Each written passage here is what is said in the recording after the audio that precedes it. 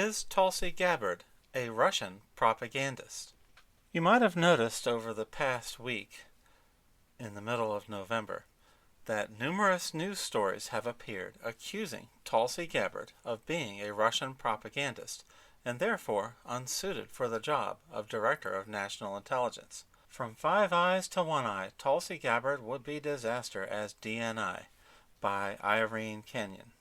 When anti-American, anti-Semite psycho Jackson Hinkle applauds your nomination as a terrific choice, time to reassess your cuddly relationships with the world's dictators. President-elect Donald Trump this week selected former Congresswoman Tulsi Gabbard as his nominee for Director of National Intelligence, shocking and appalling many who have served in the intelligence community. The day before Russia launched its full-scale invasion of Ukraine, she tweeted that Russian aggression is somehow the Biden administration's and NATO's fault.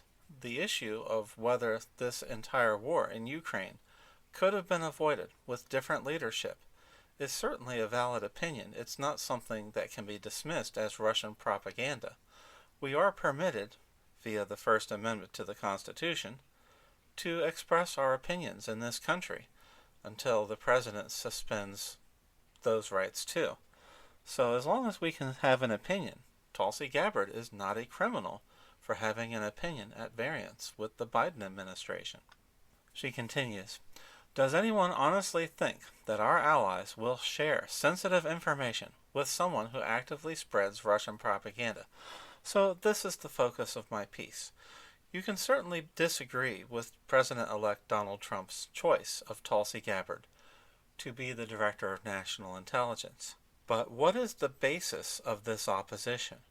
Who is it that specifically outlined where Tulsi Gabbard has spread Russian propaganda?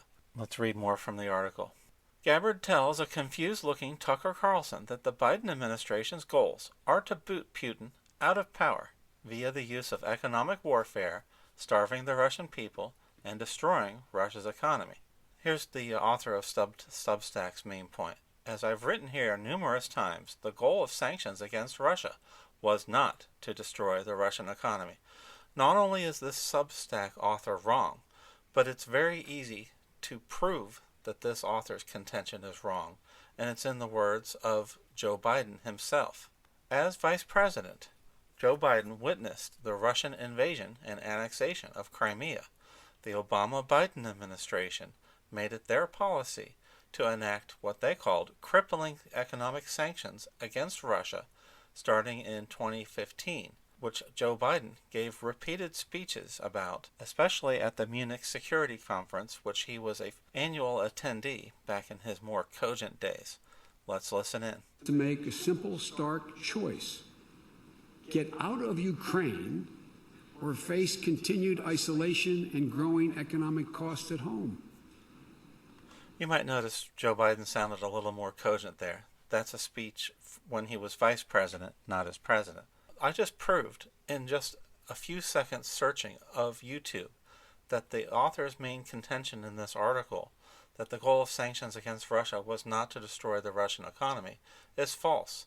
It's so false that you have multiple speeches from Vice President Biden that their goal was to economically cripple Russia for the crime of invading Crimea during the Obama administration. If your contentions are based on false assumptions, as this author is, how can she condemn Tulsi Gabbard? Let's Google Gabbard Russian propaganda. And you see a number of articles immediately pop up. Notice the dates on these articles. As of 6 days ago, the order went out from the Democratic Party to start smearing and attacking all of Donald Trump's nominees for his forthcoming term as the 47th President of the United States. So what was the original source of this charge that Tulsi Gabbard promoted Russian propaganda? You guessed it, 5 years ago, Hillary Rodham Clinton made the charge.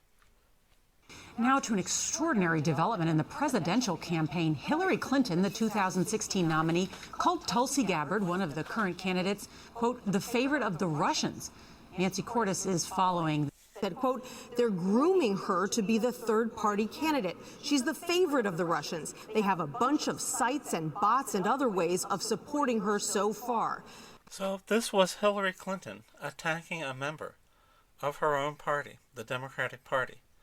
Tulsi Gabbard was elected as a Democrat in the House of Representatives from her state of Hawaii. So let's be very clear.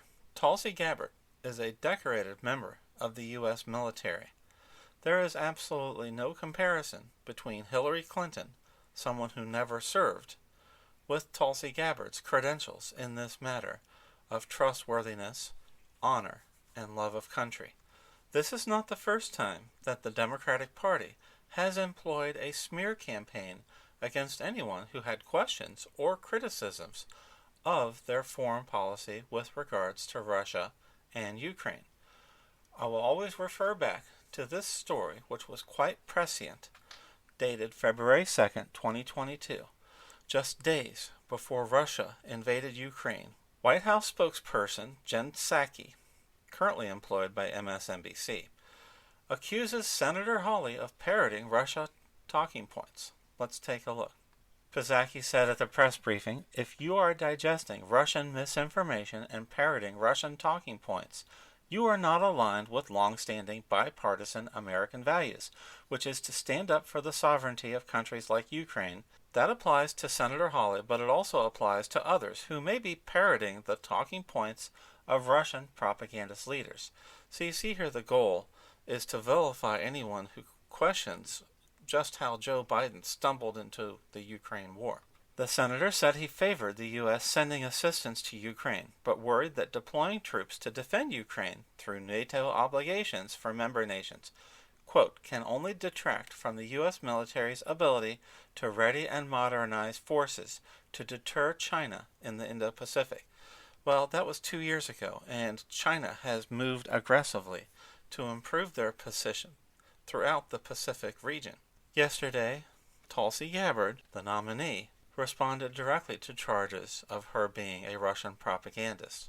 The threat that is often used is if you don't side with us on this, if you go against Joe Biden, if you say, nope, I disagree with President Biden on this issue, then you will be helping get Donald Trump elected. And that's like the ultimate, it doesn't even matter the substance of what it is or how much it might make sense or how insane the policy they're opposing might be. That is the threat that's used. Do you want to be responsible for getting Donald Trump elected? So this was the intimidation tactics by the Democratic Party to enforce compliance with their policies.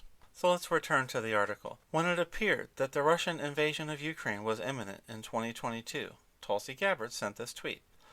This war and suffering could have easily been avoided if Biden administration and NATO had simply acknowledged Russia's legitimate security concerns regarding Ukraine becoming a member of NATO, which would mean U.S. NATO forces right on Russia's border.